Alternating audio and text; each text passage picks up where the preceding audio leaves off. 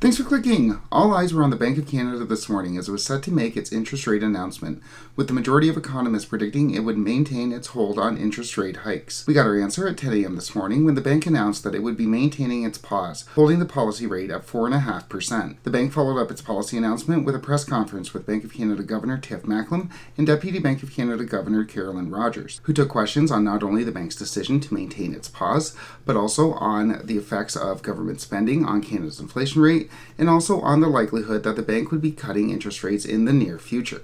I just thought of that. It's no big deal. So what I want to do today is go over the Bank of Canada's decision, take a look at what was said at the press conference, and then discuss what to look for next. Speaking of next, Stats Canada is set to release Canada's inflation rate next Monday, which will obviously have a big impact on the bank's decisions going forward. We'll obviously have updates out on that data on this channel. Click like and subscribe if you want to get those updates, but for now, let's get into the bank's decision.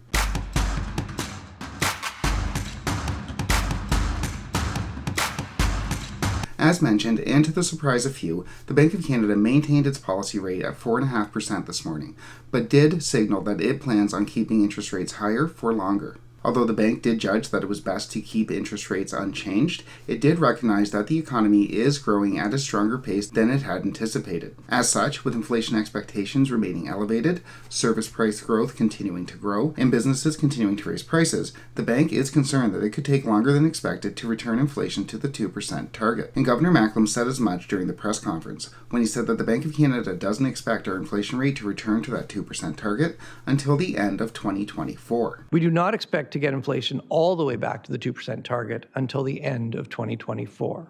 Indeed, with the strong job numbers that came out last week, there is a sense that although the Bank of Canada might not have to raise rates, it is going to have to keep interest rates north of 4% for a longer period of time. But with GDP growth a little stronger, with the labor market still tight, that means it could take a little longer to get inflation down, and that is reflected in our forecast. The governor was then asked if indeed rates were high enough and to what extent we were in a higher for longer environment. Well, the decision we had to take today was what to do with interest rates today. So that was really our primary focus. But do you ever get the feeling he's just frustrated with these reporters?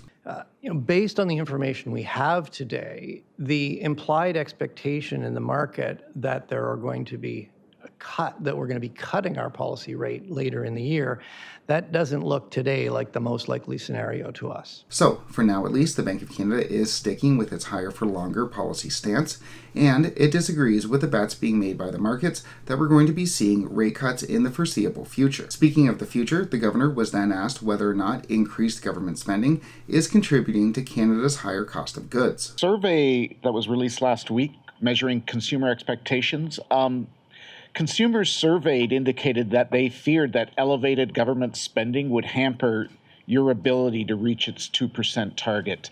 Do you agree with that assessment?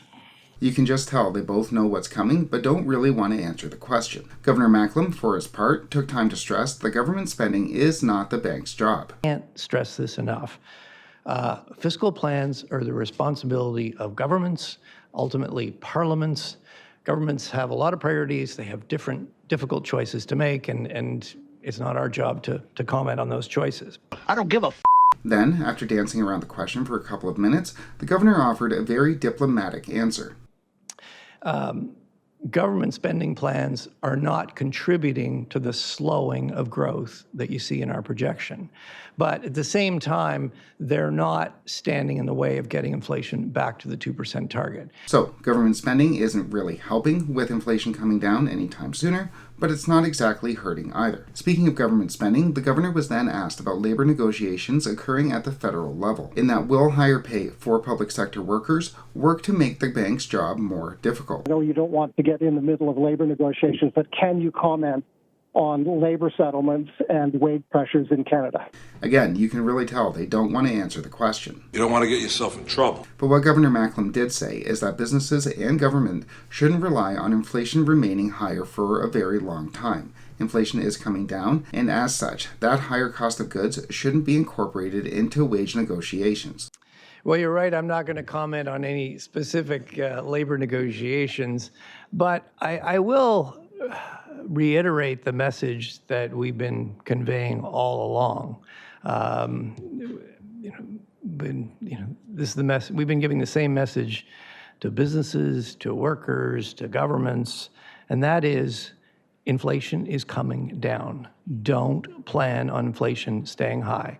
And Governor Macklem has said this before, back in the summer of 2022, when he warned business leaders that inflation would come down and not to incorporate that higher cost of goods when they were considering pay raises. As we've talked about before on this channel, the governor is concerned with a wage price spiral, where the higher price of goods lead to higher wage demands, which lead to higher wages, which get passed on to a higher price of goods. But I think this points to a real problem that the Bank of Canada is going to have to get the inflation rate back down to 2%. Inflation right now is sitting at 5.2%, but a year ago it was sitting at 5.7%. Taken together, especially when we compound the two, that means that the price of goods has risen by over 10% over the past 2 years. And it's very unlikely, for a lot of workers at least, that their wages have risen by 10% over the past 2 years. And workers are going to want to recuperate that lost buying power.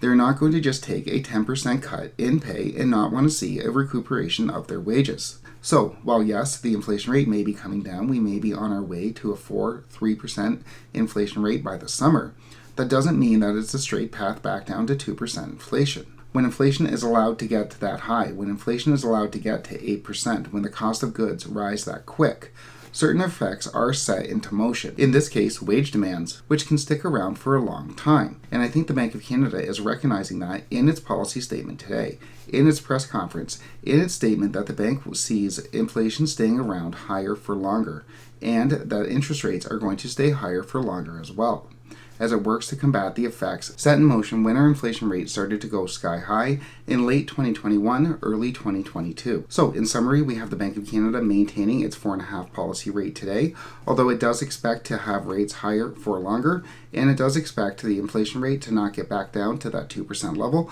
until late 2024. Whether or not the bank will be able to keep rates at 4.5% remains to be seen, but we'll obviously continue to have updates out on the Bank of Canada on this channel.